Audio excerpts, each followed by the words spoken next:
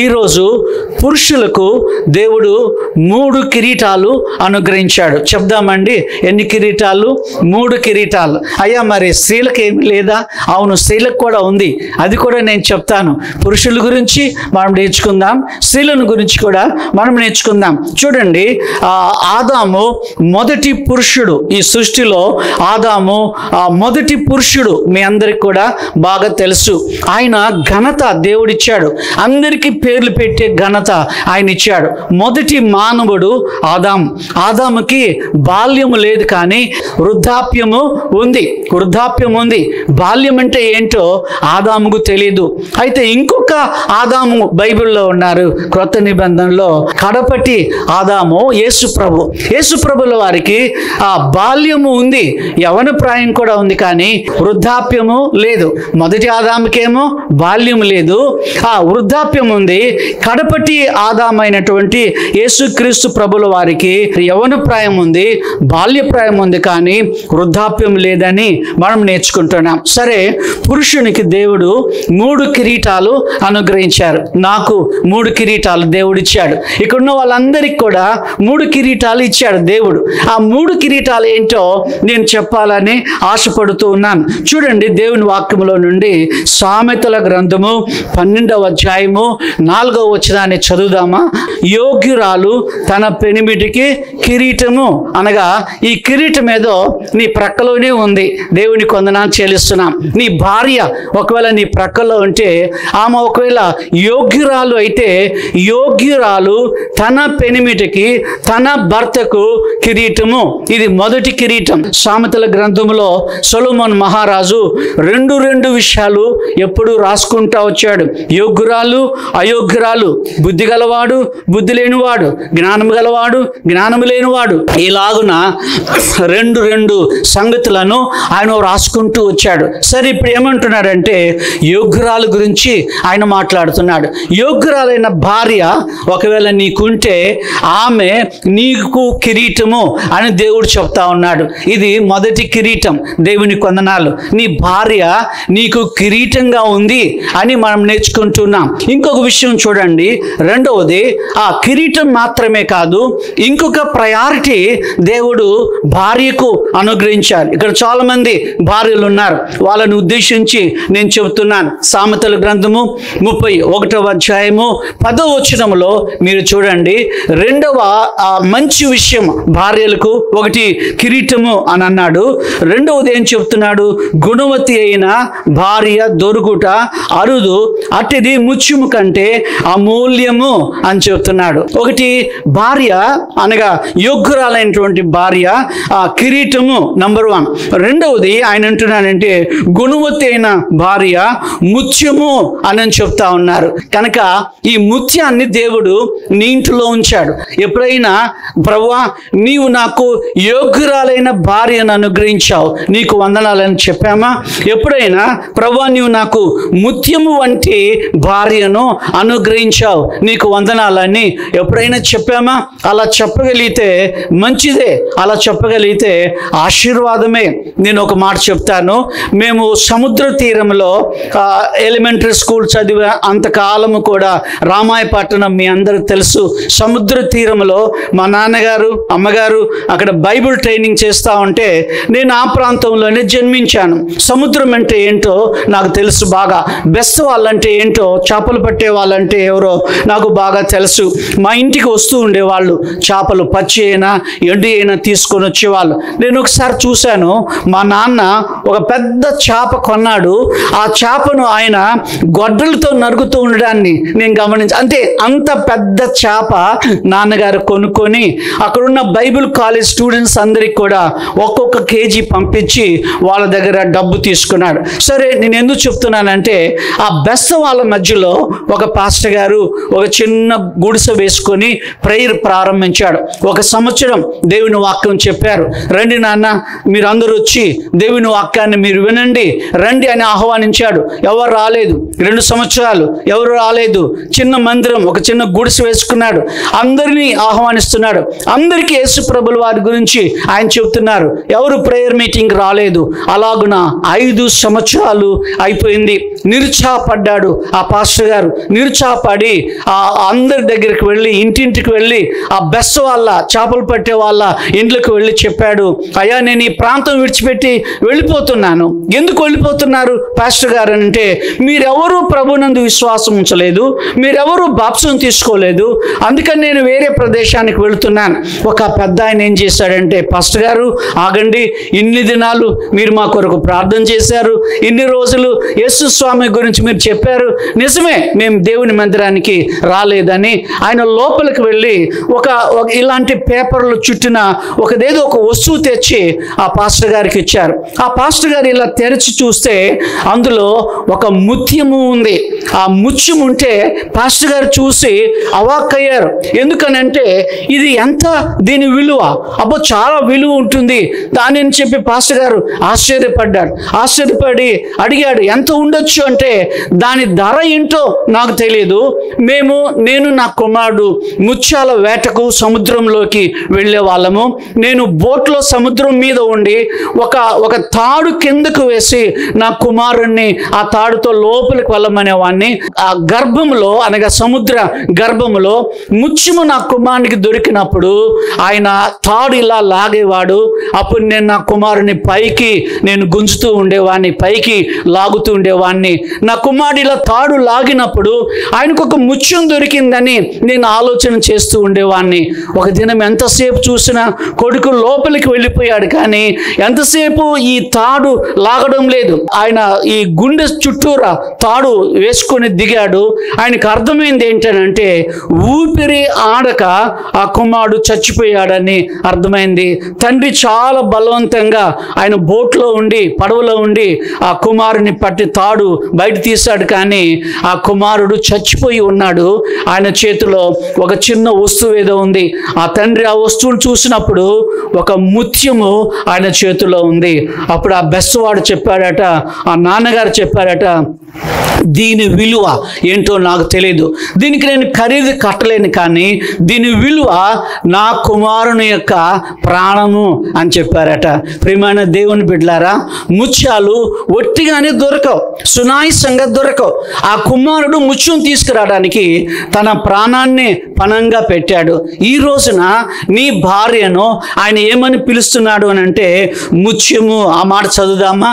సామెతలు 31వ అధ్యాయము 10వ వచనం, గుణవతి అయిన భార్య దొరుకుట అరుదు, అటుది ముత్యము కంటే అమూల్యమైనది.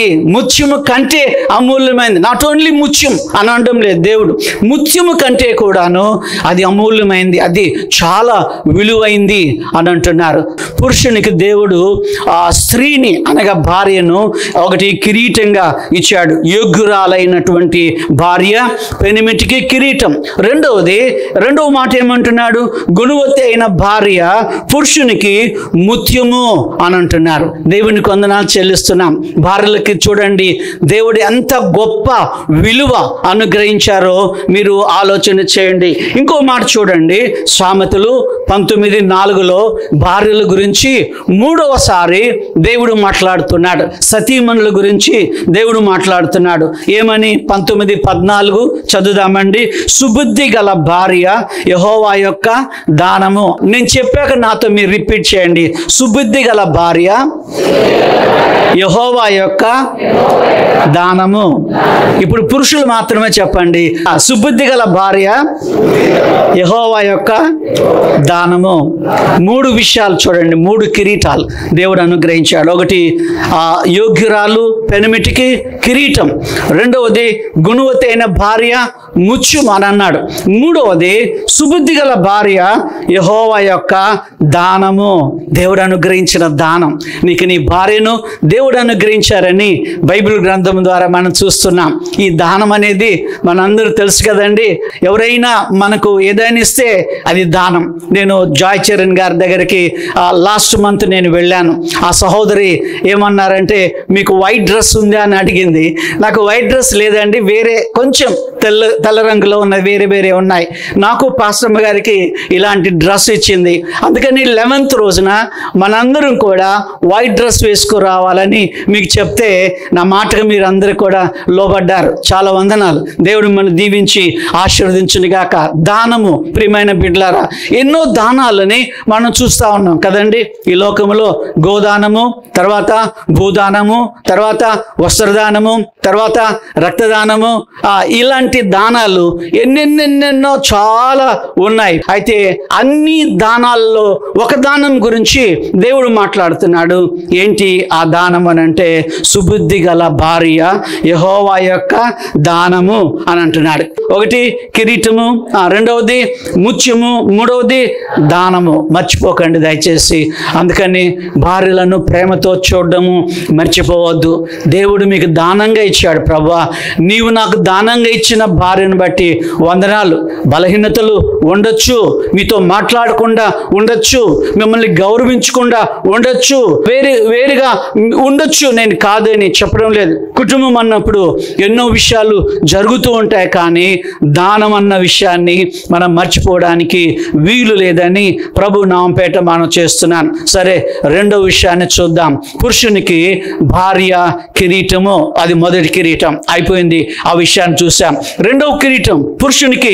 రెండవ కిరీటం ఏంటి? బైబిల్ చెప్తా ఉంది. ఈరోజు మన అంశం ఏంటంటే, పురుషునికి 3 కిరీటాలు. అది హెడ్లైన్ గా మీరు రాసుకోండి. పురుషునికి 3 కిరీటాలు. మొదటి కిరీటము భార్య, యోగ్యురాలైన భార్య పెనిమిటికి క్రౌన్ అని చెప్తా ఉన్నాడు. రెండో విషయాన్ని మనం చూద్దాం. ఒకటి క్రౌన్, రెండవది చూద్దాం. సామెతల గ్రంథము 16వ అధ్యాయము 31వ వచనాన్ని మీరు చూడండి. సామెతలు 16:31లో అందరం చదువుదామా? నెరసిన వెంట్రుకలు సొగసైన కిరీటము. మళ్ళీ చదువుదామండి. నెరసిన వెంట్రుకలు సొగసైన కిరీటం. మొదటి భార్య కిరీటం, భర్తకు భార్య కిరీటం. రెండవది తెల్లని వెంట్రుకలు భర్తకు కిరీటం అని బైబిల్ గ్రంథం మనకు సెలవిస్తుంది. దేవుని వందనాలు చెల్లిస్తున్నాం. మన దేశంలో అయితే ఎప్పుడు నల్ల వెంట్రుకలే ఉండాలని చాలా మంది మనం ఆశపడతా ఉంటాం. నేను కూడా ఆశపడే వాళ్ళని నేను కూడా ఒకండి. కానీ విదేశాల్లో తెల్లని వెంట్రుకలు వాళ్ళు అలాగనే ఉంచుకుంటారు. ఎందుకు అనంటే, దేవుని వాక్య ప్రకారము ఆ నెరసిన వెంట్రుకలు సొగసైనటువంటి కిరీటము అని దేవుడు చెప్తా ఉన్నాడు. చూడండి, నెరసిన వెంట్రుకలు ఉన్న వాళ్ళ దగ్గరికి అంత సామాన్యంగా మనం దగ్గరికి వెళ్ళలేం. పెద్దవాళ్ళని కొంచెం డిస్టెన్స్ మెయింటైన్ చేస్తూ ఉంటాం. మొన్న ఎవరో యూట్యూబ్లో ఒక చిన్న సందేశం పెట్టారు. ట్రైన్లో ఒక పెద్ద ఆయన ప్రయాణం చేస్తూ ఉన్నాడు. ఆయనకు పెద్ద గడ్డం ఉంది. అది చాలా తెల్లని గడ్డం. ఆయనకు మీసాలు కూడా ఉన్నాయి. అది ఉన్నిలాగా దూదిలాగా చాలా తెల్లగా ఉన్నాయి. తర్వాత ఆయన వెంట్రుకలు కూడాను, తల వెంట్రుకలు చాలా తెల్లగా, గ్రే హెయిర్ అని అంటాం కదండి, అలా తెల్లగా ఉన్నాయి. మరి ఒక పాప ఆ వృద్ధుని ప్రక్కలో కూర్చున్నట్టుగా ఉండకుండా ఆ తాతగారి యొక్క గడ్డాన్ని ఇలా నిమురుతూ ఉంది. ఆ తాతగారి మీసాలను పట్టుకొని లాగుతూ ఉంది. ఆయన తెల్లని బట్టలు వేసుకున్నాడు. ఆ తెల్లని బట్టలు వేసుకుంటే ఆ తెల్లని బట్టల్లో ఆ చిన్న పాప ముట్టుకొని చూస్తూ ఉంది. అప్పుడు వాళ్ళ అమ్మ, తప్పు నాన్న, అలా చేయొద్దు. కానీ ఆ పాప ఆగడం లేదు. ఆయన గడ్డం పట్టుకుంటా ఉంది, ఆయన మీసాలు పట్టుకుంటా ఉంది, ఆయన తల మీద ఇలా నిమురుతా ఉంది. వాళ్ళ అమ్మ ఒక చాక్లెట్ ఇస్తే ఆ చాక్లెట్ని ఆ వృద్ధుని చేతిలో పెట్టింది ఆ పాప. ఆ పెద్ద ఆయన ఏం చేశాడు? తెల్లని బట్టలు వేసుకున్న ఆ పెద్ద ఆయన తన జేబులో పెట్టుకున్నాడు. పెట్టుకున్న తర్వాత ట్రైన్ ఆగింది. ఆ తల్లి బిడ్డ ఇద్దరు దిగాలి, ట్రైన్ దిగాలి. ఆ చిన్న పాప వెళుతూ ఏమనుకుందో ఏమో, ఆ పెద్ద ఆయన్ని లాగున ఆలింగనం చేసుకొని మమ్మీ ఏంజల్ అని అంటా ఉంది. మమ్మీ దూత, ఈయన దూత అని అంటూ ఉన్నారు. చూడండి ప్రియమైన దేవుని బిడ్డలారా, ఇలాగున తెల్లని వస్త్రాలు, ఉన్ని లాంటి వెంట్రుకలు మనం కలిగి ఉంటే అది ఎంతో సంతోషకరమైనటువంటిదిగా ఉంటుంది. దేవదూతల వేషాలు మన పిల్లలు వేస్తూ ఉంటారు. ఆ దేవదూతలకి మనం ఎప్పుడైనా ఎర్ర చొక్కా వేసామండి? లేదు కదా. ఎర్ర చీర కట్టామా? లేదు. ఏ చీర కడతాం? మామూలుగా తెల్లని చీర కడతాం కదండి. మరి ఇంకా ఎక్కువ ఆడపిల్లల్నే పెడతారు దేవదూతలుగా. కానీ ఆ దేవదూతలు ఆడవాళ్ళు కాదండి, జెండర్ లేదు. అఫ్కోర్స్ ఆ విషయం నేను చెప్పడం లేదు, కానీ వాళ్ళు పురుషులుగానే మనం పిలుస్తాం. ఆయన గాబ్రియేలు ఆయన అని పిలుస్తాం, మికాయేలు ఆయన అని పిలుస్తాం. హీ అనే మాట వాడబడింది బైబిల్లో, షీ అనే మాట వాడబడలేదు. కాబట్టి ఆ దేవదూతలు అంటూనే ఒక పెద్ద జడ ఉండాలి, దేవదూతలు అంటూనే తెల్లని బట్టలు ఉండాలి. సరే, తెల్లని బట్టలు అంటే దేవదూతలు వేసుకున్నారు, మంచిదే. ఇక్కడ చూడండి, ఆ నెరసిన వెంట్రుకలు సొగసైన కిరీటము. ఒకసారి నన్ను ఒక ఆయన అడిగాడు, అయ్యా మీరు రంగు వేసుకుంటారా? నేను యథార్థం చెప్పాను, అవునండి రంగు వేసుకుంటాను. ఎందుకు వేసుకుంటారు? నేను అన్నాను, డై ఫర్ జీసస్ అని అన్నాను. డై ఫర్ జీసస్ అంటే ఆయన నవ్వుతా ఉన్నాడు. సరే, ఈ దినాల్లో ఏంటంటే కొంచెం యవనస్తులుగా కనపడాలన్న ఉద్దేశము చాలామంది హృదయంలో ఉంటుంది. మరి కొంతమంది నెరసిన వెంట్రుకలు, యవనస్తులకు కూడా నెరసిన వెంట్రుకలు వస్తూ ఉన్నాయి, కానీ వాటన్నిటిని కూడాను కప్పి పెడుతూ ఉన్నారు. దేవుని వాక్యం ఏం చెప్తుంది? అలాంటి వృద్ధులు, అలాంటి నెరసిన వెంట్రుకలు ఉన్న వాళ్ళు, అలాగన వృద్ధాప్యంలో ఉన్న వాళ్ళకి మనం ఏం చేయాలి? లేవియ కాండము 19వ అధ్యాయంలో మీరు చూడండి, ఆ తెల్లని వస్త్రాలు వేసుకొని ఉన్ని లాంటి వెంట్రుకలు కలిగి ఆ గ్రే హెయిర్ ఉన్నటువంటి వాళ్ళని ఏం చేయాలి? లేవి 19:32 చదువుదామా? లేవి 19:32. తల నెరసిన వాని ఎదుట లేచి ముసలివాని ముఖమును గణపరచి నీ దేవునికి భయపడవలెను. హల్లెలూయా చెప్దామండి. హల్లెలూయా. ఎవరైనా తెల్లని వస్త్రాలు వేసుకొని ఉన్ని లాంటి వెంట్రుకలు కలిగి తల నిరిసిన వాని ఎదుట లేచి వాని ముఖమును గణపరచాలి అని అంటున్నారు. పెద్దవాళ్ళని రెస్పెక్ట్ చేయండి అని అంటున్నారు. ఇంకా ఏమంటున్నారంటే, నీ దేవునికి నీవు భయపడవలెను.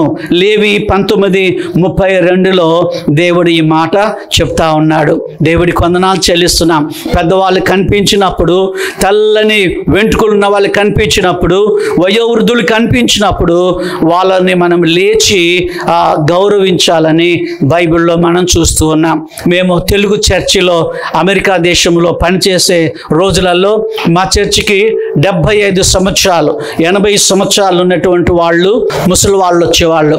నేను పాస్టర్మ గారు ఏం చేసేవాళ్ళమంటే, వాళ్ళు వచ్చి అక్కడ ఒక పద్ధతి ఏంటంటే, ఎవరు మనకు అన్నం వడ్డించరు, ఎవరి పాటికి వాళ్ళు వేసుకొని అన్నము ప్లేట్లు వేసుకొని కూర అది వేసుకొని నీళ్లు తీసుకొని వాళ్ళ స్థానంలో పోవాలి.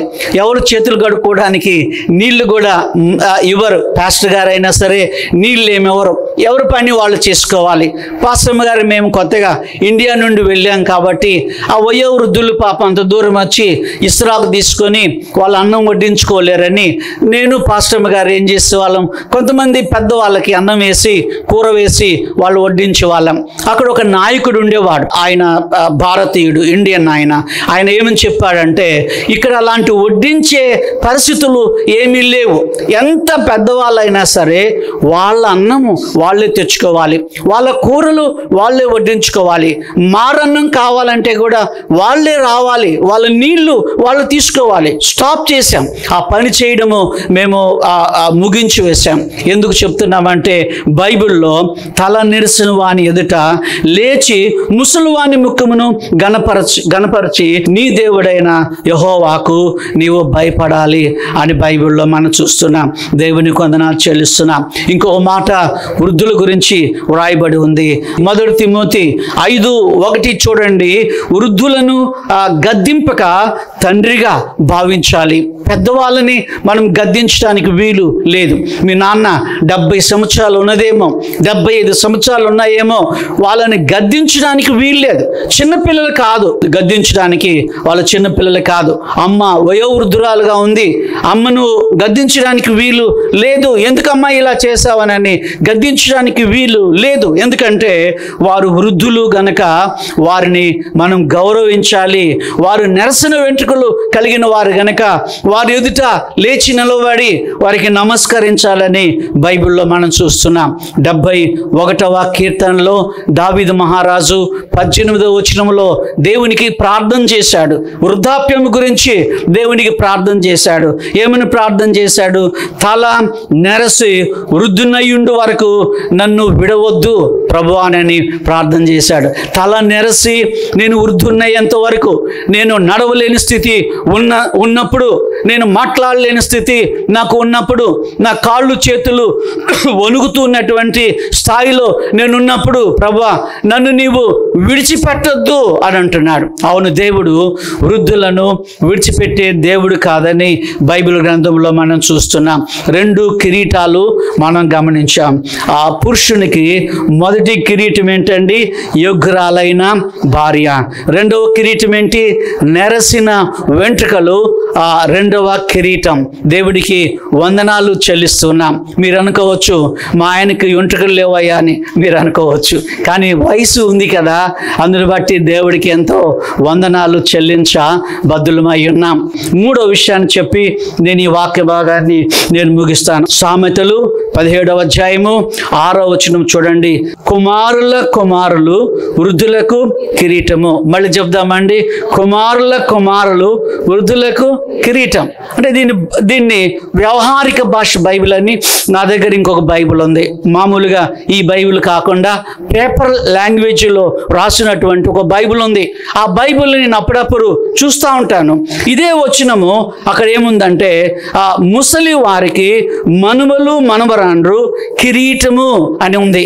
ముసలి వాళ్ళకి మనుమలు మనవరాండ్రు, మనవలైనా సరే మనవరాండ్రైనా సరే, వాళ్ళు ఆ తాత అమ్మమ్మలకి నాన్నమ్మలకి కిరీటాలు. నాకు 2 కిరీటాలు దేవుడిచ్చాడు. 2 మనవరాండ్రను దేవుడు నాకు అనుగ్రహించారు. దేవునికి వందనాలు. నా కుమార్తె యొక్క కుమార్తెలు, ఒకవేళ నీ కుమారుని యొక్క పిల్లలు ఉండొచ్చు, వాళ్ళు మీకు కిరీటాలని ప్రభు నామంపేట మనం చేస్తూ ఉన్నాను. సన్నీ ఉన్నాడు కదా, వాళ్ళ పాప అప్పుడప్పుడు మా ఇంటికి వస్తుంది. చాలా చిన్నది, ముద్దు మాటలు. ఆమె మాటలన్నీ మా వాళ్ళు రికార్డ్ చేసి అందరికీ పంపిస్తూ ఉంటారు. ఒక దినం మా ఇంటికి వచ్చింది. నేను అన్నాను, ఆ పాపని అడిగాను, శ్రేష్ఠ మా ఇంటికి రావడము ఇది మొదటిసారా అని అడిగితే, లేదు షెల్బీ మామకు పసుపు వేసేటప్పుడు వచ్చాను అన్నది. ఎంత బాగా జ్ఞాపకం పెట్టుకుంది. సరే ఇది 2వసారి. అమ్మో ఎంత పెద్ద ఇల్లు, మా ఇల్లు చూసి మంచిదే కదా. సరే మేము ప్రేయర్కి వెళ్ళిపోయాం. సన్నీ భార్య, నేను పాస్టమ్మ ప్రేమ్ నగర్లో ప్రేయర్కి వెళ్ళిపోయాం. మళ్ళీ వచ్చేటప్పుడు 2 ఆడవాళ్ళ మధ్యలో కూర్చుంది. నాకు ప్లేస్ ఇవ్వండి అని వాళ్ళందరినీ ఇట్లా జరిపేసింది. కారులో జరిపి నిలబడ్డది. ఇలా చేతులు పెట్టుకొని, జీసస్ నీకు వందనాలు, పాస్టర్ అంకుల్ వాళ్ళకి పెద్ద ఇల్లు ఇచ్చారు, మాకు కూడా ఇంకొంచెం పెద్ద ఇల్లు అని ప్రార్థన చేస్తూ ఉంది. కిరీటం అన్నమాట.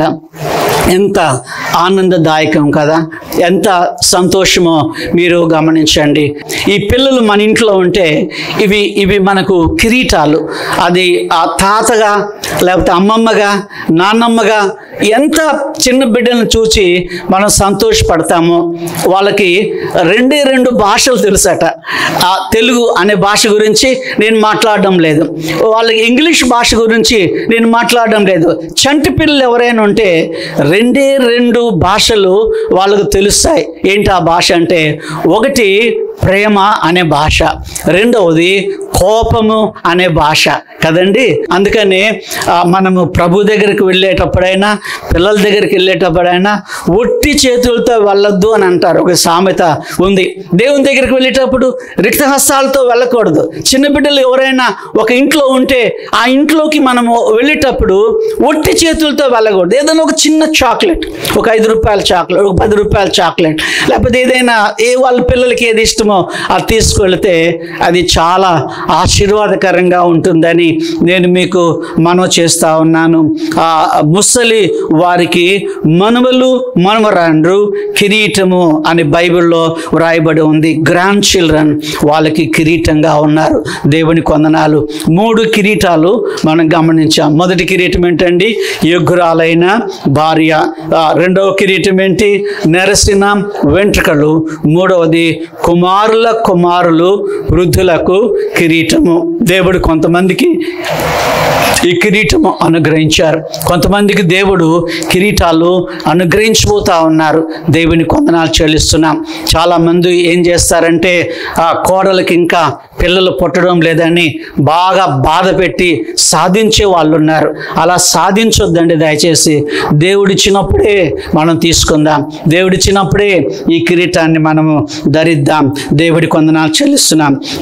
యేసు ప్రభుల వారి గురించి ఒక మాట చెప్తాను నేను. యేసు క్రీస్తు ప్రభుల వారికి భార్య లేదు. సరే, ఈ సార్వత్రిక సంఘము ఆయనకి భార్య అని మనం చెప్పుకుంటాం. కానీ తాళి కట్టినటువంటి భార్య యేసు ప్రభుకు లేదు. ఆయన వివాహము చేసుకోలేదు.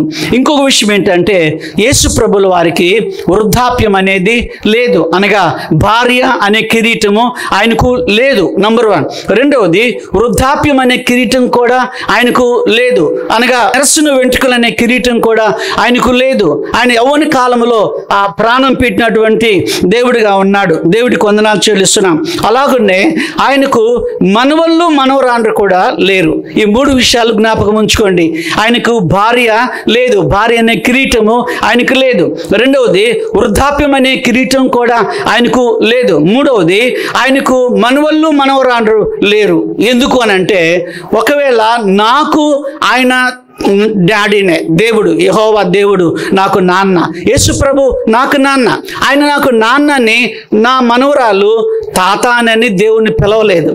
నా మనవరాలు కూడా ఏమని ప్రార్థన చేస్తుంది?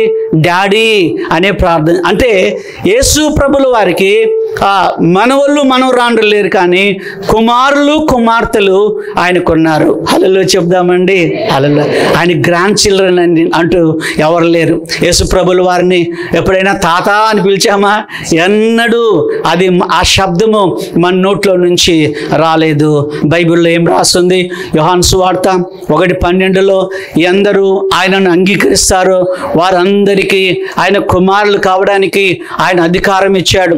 నీవు అంగీకరిస్తే గొప్ప ఆశీర్వాదం ఏంటంటే నీవు ఆయన కుమారుడివి, ఆయన కుమార్తెవి. దేవుడికి వందనాలు చెల్లిస్తున్నాం. నేను 1975లో జూలై మాసంలో నేను ఆయన్ని అంగీకరించాను. అప్పటి నుండి ఆయన నాకు డాడీ అయ్యాడు. అప్పటి నుంచి ఆయన నాకు దేవుడు అయ్యాడు. అప్పటి నుంచి నేను ఆయన్ని తండ్రి అని పిలుస్తూ ఉన్నాను. దేవునికి వందనాలు చెల్లిస్తున్నాం. అబ్రహాం లింకన్ మీ అందరికీ బాగా తెలుసు. అమెరికన్ ప్రెసిడెంట్ గారు, మాజీ ప్రెసిడెంట్ గారు. ఆయన చనిపోయారు, ఇప్పుడు లేరు. ఒక దినం అబ్రహాం లింకన్ గారి పిల్లలు వాళ్ళు బాల్తో ఆడుకుంటూ ఉన్నారు, ఫుట్బాల్తో ఆడుకుంటున్నారు. ఫుట్బాల్ పెద్ద బాబు ఇలా తన్నినందువలన రోడ్డుకి అటువైపున వెళ్ళిపోయింది ఫుట్బాల్. అప్పుడు వాళ్ళు వెంటనే ఏం చేశారు? ఆ బాబు ఆ రోడ్ క్రాస్ చేసి ఆయన బాల్ తెచ్చుకోవడానికి అని వెళ్ళాడు. ఆ బాల్ ఉన్న స్థలంలో ఒక పెద్ద ముసలాయన కూర్చొని ఉన్నాడు. ఆయన ఈ బాల్ పట్టుకొని బాబు నీదే బాల్ తీసుకొని అన్నారు. తాతగారు ఎందుకు మీరు ఇక్కడ ఉన్నారు? నిన్న కూడా మీరు ఇక్కడ కూర్చొని ఉండడాన్ని నేను గమనించాను. తాతగారు ఎందుకు వచ్చారు మా ఇంటి ముందు? మీరు ఎందుకు కూర్చొని ఉన్నారంటే అప్పుడు ఆ వృద్ధుడు చెప్పాడు ఏమనంటే, నేను అబ్రహాం లింకన్ గారిని కలవాలని వచ్చాను. నాకు అపాయింట్మెంట్ లేదు, నాకు అనుమతి లేదు. కాబట్టి ఇక్కడున్న సెక్యూరిటీ వాళ్ళు నన్ను అబ్రహాం లింకన్ గారి దగ్గరికి రానివ్వడం లేదు. ఏం మాట్లాడాలి మీరు? నా పెన్షన్ గురించి నేను మాట్లాడాలి. నేను వృద్ధుణ్ణి, నా భార్య కూడా వృద్ధాప్యంలో ఉంది. వెంటనే పిల్లవాడు ఏం మాట్లాడకుండా ఆ తాతగారు చేయబట్టుకొని నేరుగా అబ్రహాం లింకన్ గారి ప్రెసిడెంట్ గారి ఆఫీసులోకి తీసుకెళ్లారు. ఆయన ఎవరు అడ్డుపరచలేదు, ఆయన ఎవరు రావద్దు అని అనలేదు. ఏ పోలీసు కూడాను ఆ పెద్ద ఆయనని, ఆ ముసలాయనని, ఈ చిన్న అబ్బాయిని, అబ్రహాం లింకన్ గారి కొడుకుని ఎవరు ఆపలేదు. ఎందుకు ఆపలేదు అనంటే అబ్రహాం లింకన్ గారి కుమారుడు గనక. హల్లెలూయా చెప్దామండి. హల్లెలూయా. నీవు నేను కుమారులమైతే ఆయన దగ్గరికి చాలా స్వేచ్ఛగా వెళ్ళొచ్చు. అనుమతి ఏం అవసరం లేదు, పోలీసు వాళ్ళ పర్మిషను ఏం అవసరం లేదు. స్వేచ్ఛగా ప్రభు దగ్గరికి నీవు నేను వెళ్ళడానికి ఆస్కారం ఉంటుంది. అందుకే యోహాను సువార్త 1వ అధ్యాయము 12వ వచనములో ఎందరూ ఆయనను అంగీకరిస్తారో వారందరికీ కుమారులయ్యే గొప్ప భాగ్యాన్ని దేవుడు మనకు అనుగ్రహించారు. దేవునికి వందనాలు చెల్లిస్తున్నాం. రేపు మనం పరలోకానికి వెళ్ళినప్పుడు మీరు ఎవరని ఒకవేళ మనల్ని ఎవరైనా ప్రశ్నిస్తే, నేను యేసు ప్రభుల వారి కుమారుణ్ణి, ఆయన రక్తములో నేను కడగబడ్డాను, ఆయన రక్తములో నేను కొనబడ్డాను, ఆయన కుమారుణ్ణి అంటే వెంటనే పరలోక ద్వారాలు నీ కొరకు నా కొరకు ఓపెన్ అవుతాయని నేర్చుకుంటూ ఉన్నాం. 3 కిరీటాలు దేవుడిచ్చాడు. యుగ్గురాలైనటువంటి భార్య, రెండవది నెరసిన వెంట్రుకలు, మూడవది కుమారులు కుమార్తెలు మానవులకి కిరీటాలని 3 విషయాలు మనం గమనించాం. ఈ 3 కిరీటాలు యేసు ప్రభుకి లేదు, కానీ ఒక్క కిరీటం ఆయనకు ఉందండి. ఏ కిరీటం అది? మొండ్ల కిరీటం. చెప్పండి గట్టిగా, ఏ కిరీటం? మొండ్ల కిరీటం. నీకు ఎన్ని కిరీటాలు ఇచ్చిన యేసు ప్రభు తల మీద వాళ్ళు ముళ్ళ కిరీటం పెట్టారు. ఎందుకు ముళ్ళ కిరీటం పెట్టారు అని అంటే, మీ అందరు తెలుసు కదా, ఆయన యూదుల రాజు అని చెప్పుకున్నందుకు అవహేళన చేయడానికి ఆయన తల మీద ముండ్ల కిరీటాన్ని పెట్టారు. రక్తము కారింది, ఆయన తలలో నుండి రక్తము ప్రవహించింది, ఆయన ప్రక్కల నుండి రక్తము ప్రవహించింది, ఆయన చేతుల్లో నుండి రక్తము ప్రవహించింది. దేవునికి వందనాలు చెల్లిస్తున్నాం. నీ కొరకు నా కొరకు గాయపరచబడి నిన్ను నన్ను ఆయన కుమారులుగా ఆయన కుమార్తెలుగా ఉంచుకోవడానికి ప్రియ ప్రభు అంగీకరించారు. దేవునికి వందనాలు చెల్లిస్తున్నాం. తలలో ఉంచండి, ప్రార్థన చేసుకుందాం. సిలువపై వేలాడిన ప్రియ యేసుని చూడవా, విలువైన ప్రియమారగాంచవా, సిలువపై వేలాడిన ప్రియ యేసుని చూడవా, విలువైన రక్షణను ప్రియమారగాంచవా, సిలువపై కలువరిలో నామయుడు కరములు చాచుచుండా, కలువరిలో కరుణామయుడు కరములు చాచుచుండా,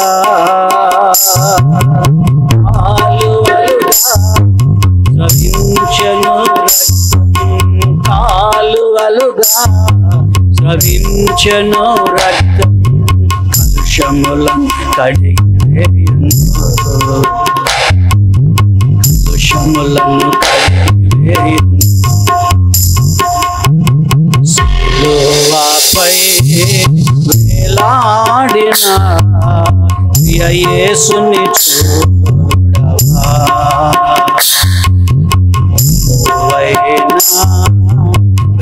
రక్షణను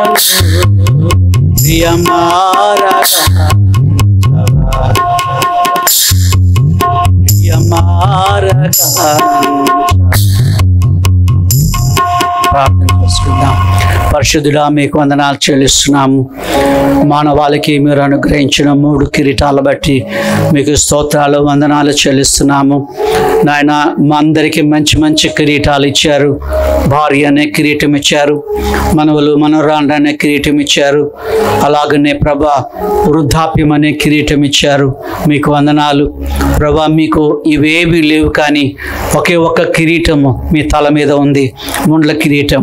అవహేళన చేయడానికి సమయానికి ఆ ముళ్ళ కిరీటాన్ని మీ మీద ప్రజలు ఉంచారు ప్రభువా, నాయకులు ఉంచారు. కానీ ఆ ముళ్ళ కిరీటం లేకుండా నిన్ను మేము గుర్తుపట్టలేకపోతున్నాం ప్రభువా. మీకు స్తోత్రాలు, వందనాలు చెల్లిస్తున్నాం. ఈ ఉదయకాల ఆరాధనలో నీవు మాట్లాడినందుకై మీకు స్తోత్రాలు, వందనాలు చెల్లించుకుంటున్నాం. మహిమగణత ప్రభావాలు మీరు పొందండి.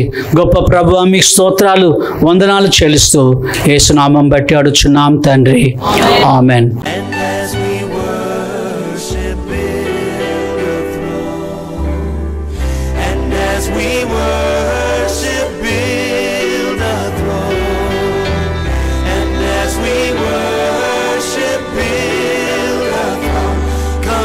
Jesus and take